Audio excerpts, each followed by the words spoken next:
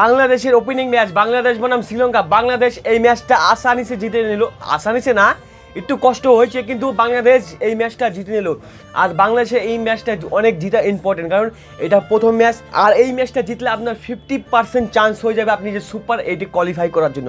আর শ্রীলঙ্কা আপনার tata bye bye good night. আপনারা T20 world cup খেলে কোনো লাভ নাই, আপনারা বাড়ি চলে যান, ঘুমায় থাকেন।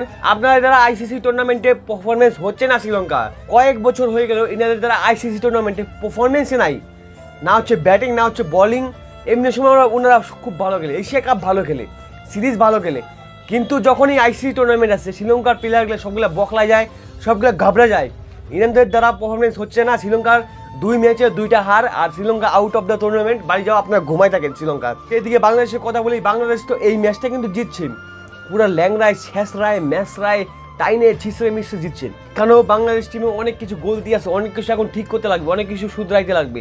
প্রথমে যদি আমি বলি বাংলাদেশের বোলিং লাইন আপ কিরকম আছে, বাংলাদেশ বোলিং লাইন আপ ঠিকঠাক আছে। টুর্নামেন্টে বাকি টিমের যে বোলিং লাইন আপ আছে না, ওর থেকে মোটামুটি ভালো আছে বাংলাদেশের বোলিং। মুস্তাফিজুর রহমান, তাসকিন আহমেদ, মোটামুটি বোলিং এটা ভালো এনাদের, কিন্তু ব্যাটিংয়ে এনাদের প্রবলেম। মুস্তাফিজুর রহমান 3টা উইকেট নিয়ে নিয়েছে। মুস্তাফিজুর রহমানের ফর্মটা কিন্তু ভালোই আছে, আইপিএল থেকে ওনার ফর্মটা ভালো আছে। আইপিএলে উনি এত বড় লিগে খেলে আসছে না, একটা এক্সপিরিয়েন্স আছে, কারণ উনি বড় টুর্নামেন্ট খেলে আসছে, ওনার একটা বড় লিগ খেলে আসে, ওখান থেকে এক্সপিরিয়েন্সটা এখানে পাই যাবে, মানে রিদমটা থাকবে এখন তো ওনার কাছে, তো সেটাই এখন তো ওনার কাছে আছে। আর মুস্তাফিজুর রহমান আমার মতে আগে যে ম্যাচগুলো আছে আর যেগুলো হবে আরো, সেইখানেও মুস্তাফিজুর রহমান ভালো করবে। আর ঋষভ হাসানও ভালো বল করেছে, 3টা উইকেট পাইছে। তাসকিন আহমেদও একটা এক্সপিরিয়েন্স বোলার, জানে ওপেনিং ম্যাচ এখানে ভালো করতে হবে, তো তাসকিন আহমেদও 2টা উইকেট পাইছে, 2টা। বাংলাদেশের গেমবাজি মানে বাংলাদেশের বোলিং লাইনে একটা ভালো আছে গাইস। টুর্নামেন্টের বাকি যদি টিমগুলো দেখি না, ওদের থেকে অনেক বেটার আছে। আর স্পিনারও এনাদের কাছে ভালো আছে, অলরাউন্ডার ভালো আছে, তো টিমটা তো ভালো আছে, কিন্তু পারফরমেন্সটা আসতেছিল না। এখানে তাও কিছু পারফরমেন্স দেখাইলো, কিন্তু ব্যাটিংয়ে এখন তো অনেক সমস্যা, অনেক সরকার আবার ডাক ইনা এত ডাক এত হচ্ছে না গাইস।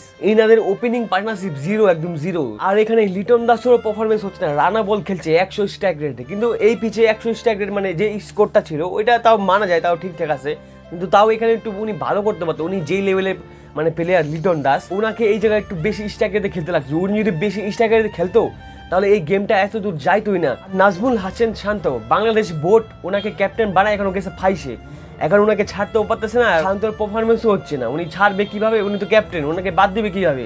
ক্যাপ্টেনকে যদি বাদ দিয়ে দেন তাহলে তো হবে না।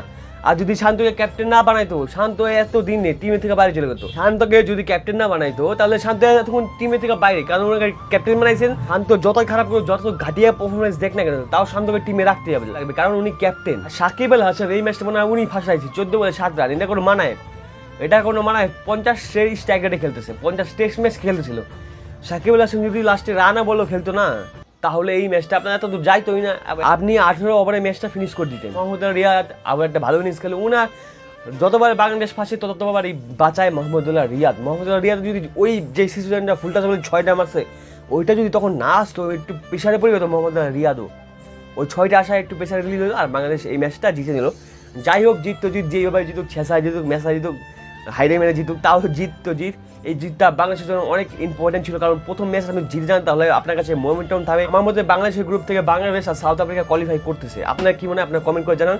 আর বাংলাদেশের এই পারফরমেন্সটা নিয়ে আপনার রায় কি, এটা আপনি কি স্যাটিসফাই? আমি তো স্যাটিসফাই না, কারণ ওনাদের ব্যাটিংটা ওটা মানে তুচ্ছার না। খালি মোহাম্মদুল্লাহ রিয়াদ আর তৌহিদ হৃদয় ইনিংসটা একদম বেস্ট ইম্পর্টেন্ট ছিল। 20 বলে 41 রান, 200 স্ট্রাইক রেটে খেলছে তৌহিদ হৃদয়। আমি আগে থেকে বলেছি বাংলাদেশের টিমে যদি একটা কোনো T20 ব্যাটার থাকে, যে প্রপার T20 ব্যাটার, সেটা হলো আপনার তৌহিদ হৃদয়ের জন্য আজকে এই ম্যাচটা বাংলাদেশ জিতছে, নাহলে তো বাদও জিততে পারতো না, আমার মতে ব্যাংও জিততে পারতো না। আর এই ম্যাচটা জিতার পরে বাংলাদেশ 2টা পয়েন্ট পেয়ে গেছে, বাংলাদেশের জন্য অনেক শুভেচ্ছা। তো দেখা যাক পরে ম্যাচগুলোতে বাংলাদেশ কী করে। আমার মনে হয় ব্যাটিংয়ে একটু ঠিক করতে লাগবে, তার সাথে মনে হয় টিমটা ঠিক আছে। তো দেখা যাক পরে ম্যাচে কী হয়। আজকের জন্য এটিকে ছিল, আর কালকে হচ্ছে ইন্ডিয়া পাকিস্তান ম্যাচ। ইন্ডিয়া জিতবে, ইন্ডিয়া। আপনারা কোন টিম থেকে সাপোর্ট করেন সেটা কমেন্ট করে জানান, ইন্ডিয়া নাকি পাকিস্তান। দেখা হচ্ছে পরে কোনো ইন্টারেস্টিং ভিডিওতে, ততক্ষণ জন্য বাই।